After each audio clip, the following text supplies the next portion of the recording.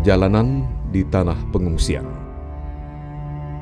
Berawal dari apa yang saya saksikan di media sosial, begitu kejam manusia menganiaya manusia lain dengan dibakar rumahnya, diusir dari rumahnya, kemudian diperlakukan seperti manusia tanpa identitas dan manusia tanpa bangsa. Padahal mereka sudah ratusan tahun mendiami sebuah tempat di Rakhine, Myanmar.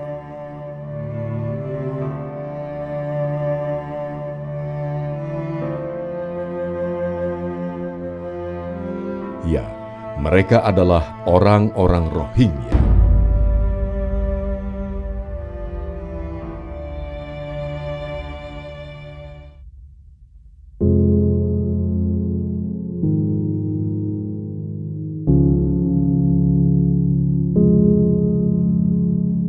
Sejak saat itu, saya bertekad untuk melihat dan bertanya langsung kepada orang-orang Rohingya.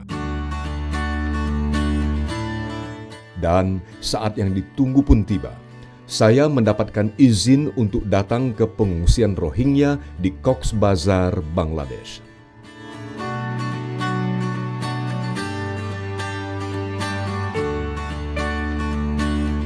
Perjalanan dengan menggunakan pesawat ke Dhaka selama 7 jam, kemudian saya menginap di Dhaka 1 hari untuk mengurus administrasi untuk kunjungan ke pengungsian.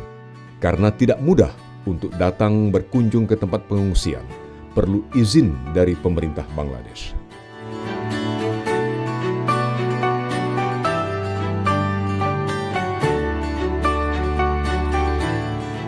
How many people? Near about 700,000.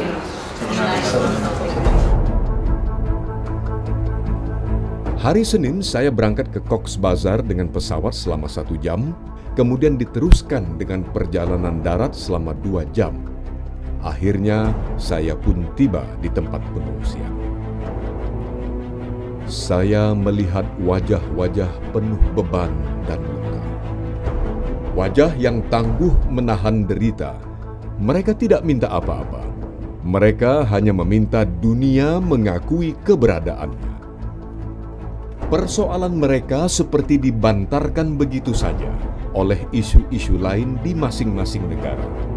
Padahal mereka butuh dukungan kita, apalagi saudara Muslim, saudara manusia di dunia. Adakah yang tersisa untuk mereka?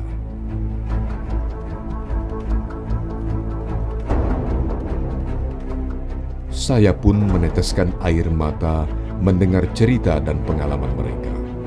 Luka hati saya. Tak tahu harus berbuat apa.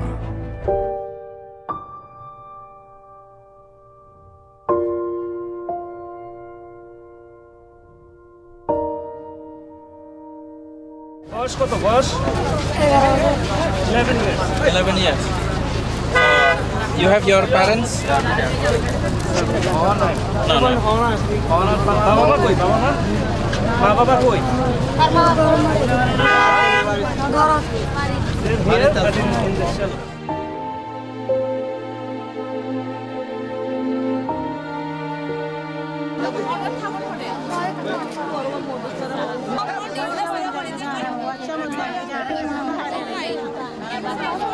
Ya, kita melihat kondisi langsung dari camp-camp yang ada di Kutub Palong dan sekitarnya, termasuk yang baru datang. Ya, kita melihat bahwa sudah banyak penanganan, tetapi banyak juga kalau dari interview tadi dengan beberapa orang, sebagian besar mereka sudah kehilangan keluarganya gitu ya.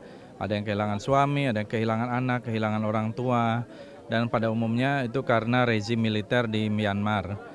Dan ini tentu kondisi yang harus segera diambil langkah-langkah juga politik ya. Kami ditemani oleh Pak Nurmansyah Tanjung, Ibu Lydia dan juga anggota parlemen dari Bangladesh. Ya, kita berusaha dari sisi parlemen untuk mengambil langkah-langkah bagaimana ada solusi terhadap para pengungsi. Karena jumlahnya kalau kita lihat terus bertambah dan setiap hari ada berdatangan para pengungsi ini. Kemarin menurut keterangan dari camp chiefnya itu ada sekitar 185 orang dan total sekarang sudah di atas 1 juta pengungsi yang ada di wilayah sekitar perbatasan Kutupalong dan sekitarnya. Jadi ini menurut saya merupakan satu, dan ini sudah menjadi camp penampungan pengungsi terbesar di dunia gitu ya. Harus ada langkah-langkah termasuk dari pemerintah kita juga, pemimpin ASEAN dan di negara-negara ASEAN, karena ini masalah kemanusiaan yang sangat-sangat serius gitu. Pemerintah Bangladesh, kita sudah bertemu dengan ketua parlemen, dengan menteri luar negeri. Saya kira mereka berusaha luar biasa untuk bagaimana menerima para pengungsi yang lebih dari 1 juta ini, dan juga lembaga-lembaga internasional termasuk UNHCR, PBB, ya, lembaga-lembaga lain, dan juga banyak civil society dari Indonesia yang bekerja di sini. Saya kira luar biasa bantuan kemanusiaan yang diberikan, termasuk di bidang kesehatan. Tinggal bagaimana ada satu solusi mengembalikan mereka ke Myanmar, ke Rakhine State, ya, dan mereka juga mendapatkan perlakuan yang baik, mereka mendapatkan kembali apa yang mereka miliki, rumah-rumahnya dibangun, infrastruktur, sekolah, pendidikan, dan terutama di camp ini banyak sekali anak-anak. Ada 30.000 anak yatim piatu, ada 500 ribuan anak-anak yang saya kira perlu perhatian yang sangat serius, dan juga ada masalah yang sedikit malnutrisi dan lain-lain gitu. Masalah pendidikan itu juga menjadi masalah yang besar, saya kira UNICEF dan beberapa lembaga yang mengerjakan ini ya. Tapi ini saya kira menjadi masalah kemanusiaan bukan hanya bagi Indonesia atau Bangladesh, terutama Asia Tenggara, tapi juga dunia. Ya.